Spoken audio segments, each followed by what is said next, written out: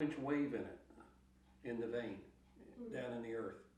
Well, you don't want a table that is an inch here and 3 inches in the middle.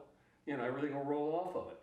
So that's the problem, and they're just not bringing anything out of it. Today's sculpture front cabinets are the most iconic, coveted pieces on the marketplace. Can you take us back to the time period that they were produced? Specifically, how did Paul hit on that signature style, a compartmentalized patchwork of forged elements in vibrant colors, gold leaf? How did the research and development of that come about? He carried a roll of yellow onion skin around with him all day long, and a little fine point pen, and he constantly was drawing. And then he would just come to me with this sketch one day, and he says, I want to build a 30-inch piece, and I want you to do this, like this. And so we took some 1/4 inch by 2.5 inch flat iron steel. He says, make me a frame 30 inches square. So I made that, put it on the table, and laid it there. And then he came out and he just started taking chalk. And he's drawing, he erased it and drawing and drawing. And finally, he had all the dividers, like you see in a sculpture front, in there. And he says, all right, now fill that in with 1/4 inch vertical. He says, tack that all together and let's see if I like it. Well, I tacked it together, and then he come out, no, take this one out and that one out and then do this. So I got that part. He says, all right. Now he says, weld a piece of steel on the back of that. And he says, no. Cut them to fit each one and put them at different heights.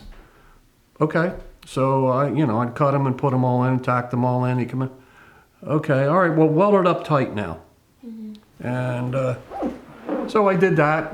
And then he came back again with a piece of chalk, and he started drawing all the different elements in there. He erased it many times. Well, no, just do this one and this one. So I would do that part, whether it was stalagmites or a box. And he'd mop that up, and then he'd look at it some more. And over a week or two, it evolved into what is now known as the sculpture front.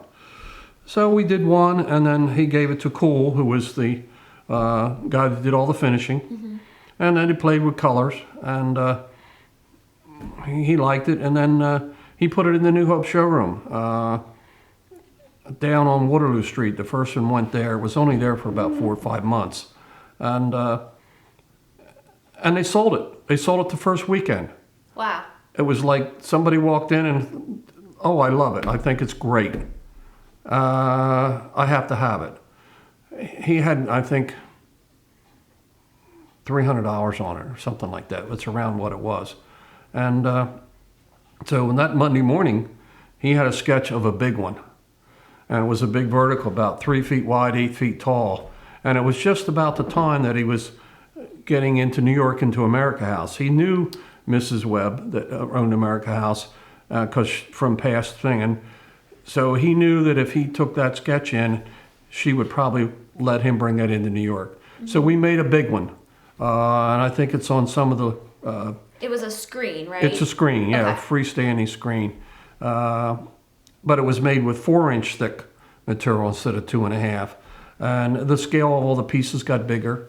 And we made that up, took it into New York, and they did some photography of it out front of the building, and they caught on. So that's when, from there, it evolved into a cabinet.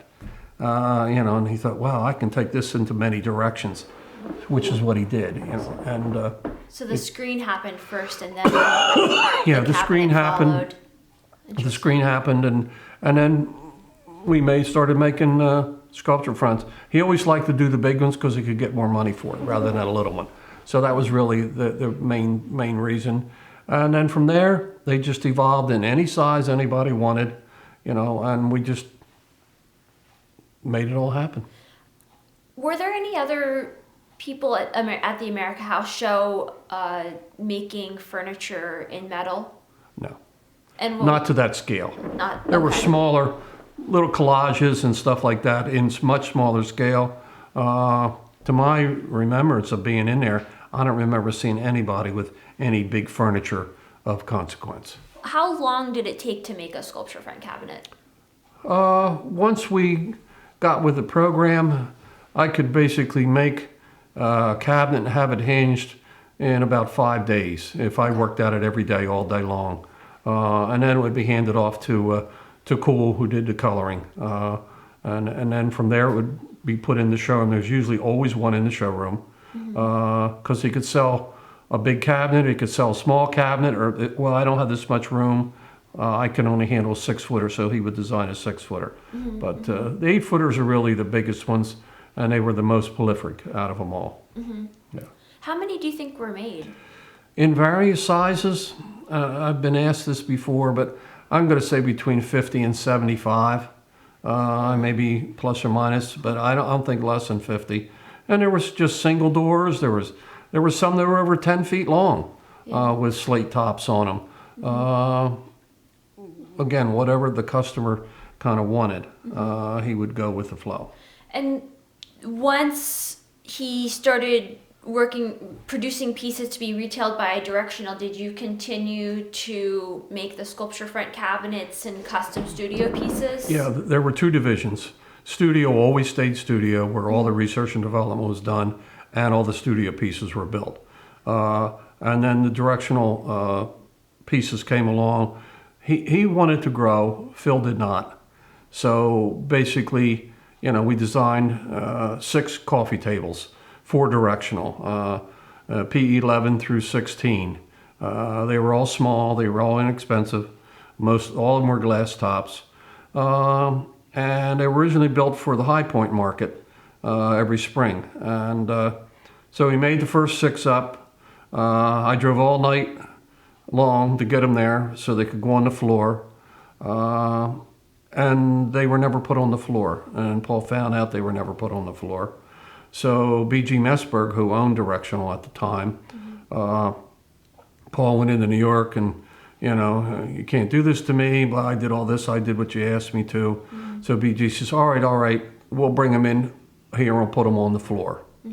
Well, they put them on the floor, and by the end of the week they were selling like hotcakes. They couldn't make them fast enough. And that was the beginning of the Directional era with Paul Evans.